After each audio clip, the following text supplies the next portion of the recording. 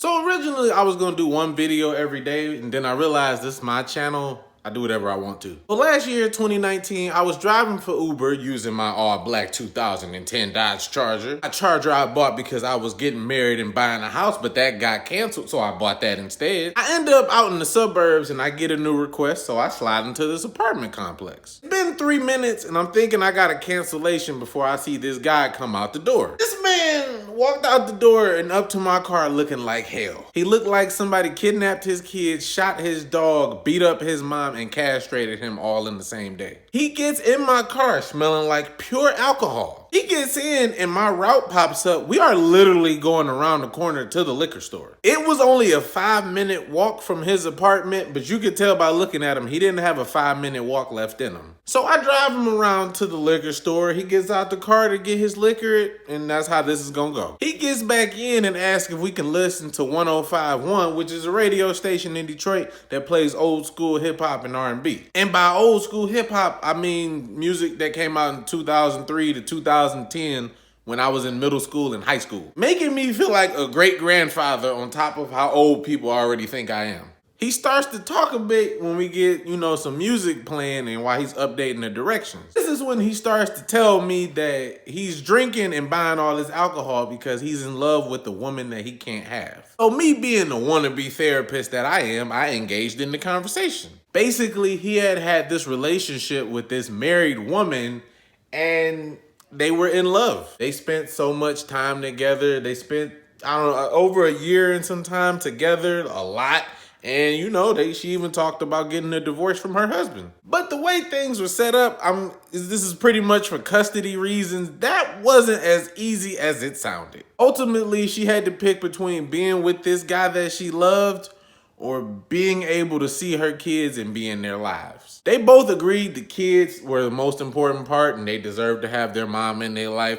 But they still loved each other, so it was pretty much a romance novel gone wrong. After loving and being in love with this woman, he had to let her go, especially since her husband and the kids were all moving to Florida, a long ways away from Detroit, Michigan. She decided to stay with her husband solely just so she could have her kids. And while he couldn't blame her, he was also about to drink himself into an early grave, if not do it another way. And come to think of it, me driving him to the liquor store, it would have made me an accessory in some kind of way. Not legally, but you know what I mean. So again, being the fake doctor that I am, I know people's worst fear is being alone and feeling alone. So I told him the story about another passenger I had who told me back in college, he had a girlfriend who broke up with him when he found out he had cancer. How bad of a person can you be? I understand that being a lot for you to take in as well, but the way she went about it was even wrong. Oh, you got cancer? Sorry, I can't do this anymore. That's almost verbatim how she broke up with him.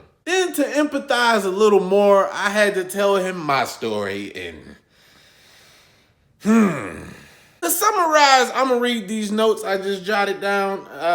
Boy meets girl. Girl shows this side of herself she hasn't shown anyone, not even herself. Girl starts to completely be herself, has goals, dreams, ambition, works through a lot of trauma that, before she thought her life was meaningless and pointless and she was just gonna work and work and work and die without ever actually mattering. Girl accept boy's engagement ring. Girl lives with boy. Then girl goes behind boy's back to mess with her ex's best friend that she always had feelings for and suggests that we break up so she can find herself. And the only thing she found was herself fucking her ex's best friend who is now her boyfriend. 2 years worth of money and time I will never get back. And mind you, that was only the cliff notes. When I was talking to him, I got a little bit more into detail. After telling him that story to level with him, I realized I did more than just empathize with him. He was looking at me like I was supposed to be the one with a 12-pack drowning myself in my newly found alcoholism. He asked me to pull up to the nearby McDonald's and he ordered some burgers, fries, and nuggets for the both of us. He told me that he thought he was living in a nightmare and was just ready to die. Yet my story sounds so horrifically and tremendously worse. He flat out just asked me, how have I not killed myself? Because he feels like shit and if he was me, he would feel 100 times worse. At this this moment, I'm sitting here a little bit perplexed. This was a bittersweet moment for me. On one side, this guy came alive. His eyes were more open. I feel like I helped him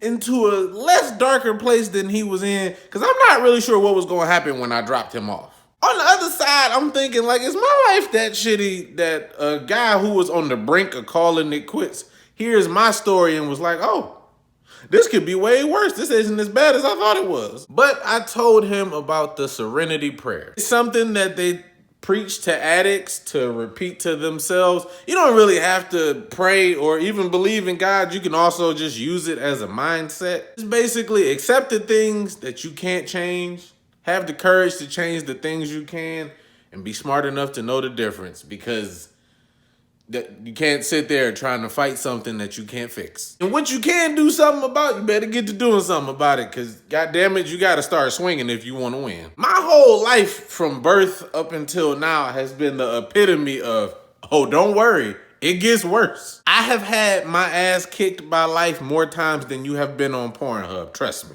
But I'm still here telling jokes, telling stories, thirsting over women on Instagram. After talking for a while, he started to speak more clearly and he just looked more lively, and he did not look as dead as I feel like he wanted to be at that time. The fact that I'm confident he was on the brink of suicide 15 minutes ago and now he's consoling me is fascinating. He basically ended up saying, I guess I gotta keep fighting because things will eventually get better. And in his case, his fortune could change, while in my story, it's pretty much a done deal. If I could survive my situation without throwing in the towel, he figured he should be able to survive his too. I dropped him back off at his apartment. He gets out the car, walks back up to his apartment. Still a little sluggish, because of course that just didn't solve everything. He still feels bad, but he had his chin up a little bit higher and he looked like he had a little bit of hope in him. Moral of the story, I made about $7, got some free McDonald's, and my life is so shitty, I prevented somebody else from taking their own life. I'm not 100% sure how I feel about that, but we just gonna say I feel good about it. If you or a loved one is thinking about suicide or would like emotional support, the Lifeline Network is available 24/7 across the United States at 1-800-273-8255. For more information and resources and other ways to speak to someone, you can visit them online at suicidepreventionlifeline.org. That's the end of the video song. All right, bye.